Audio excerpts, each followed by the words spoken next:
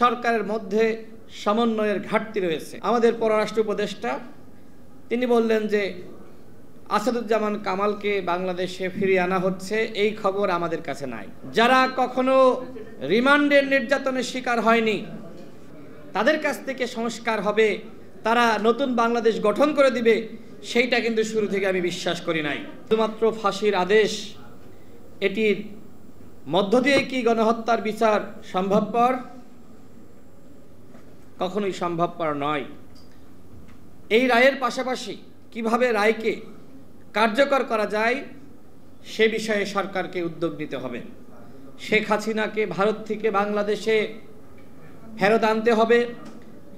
আমরা দেখলাম অন্তর্বর্তীকালীন সরকারের প্রেস সচিব তিনি বলছেন সাবেক স্বরাষ্ট্রমন্ত্রী, দামি স্বরাষ্ট্রমন্ত্রী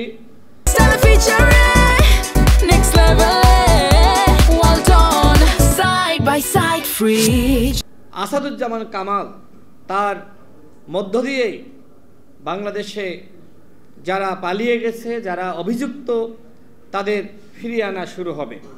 কিন্তু পরবর্তীতে আবার আমাদের পররাষ্ট্র উপদেষ্টা তিনি বললেন যে আসাদুজ্জামান কামালকে বাংলাদেশে ফিরিয়ে আনা হচ্ছে, এই খবর আমাদের কাছে নাই। তার মানে কি? তার মানে সরকারের মধ্যে সমন্বয়ের ঘাটতি রয়েছে। সরকারের একজন এক কথা বলে, আরেকজন আরেক কথা বলে। তো এইভাবে কি আসলে রাষ্ট্র চলতে পারে? কোনোভাবে এইভাবে রাষ্ট্র চলতে পারে না। রাষ্ট্র চালাতে দরকার প্রকৃতপক্ষে যারা রাজনীতি বোঝে, যারা রাজনীতির সাথে সম্পৃক্ত, যারা আন্দোলন সংগ্রামে মাঠে ছিল। এখন গণঅভ্যুত্থান পরবর্তী সময়ে আপনি সংস্কার করবেন, বিচার করবেন, সুষ্ঠু নির্বাচন করবেন।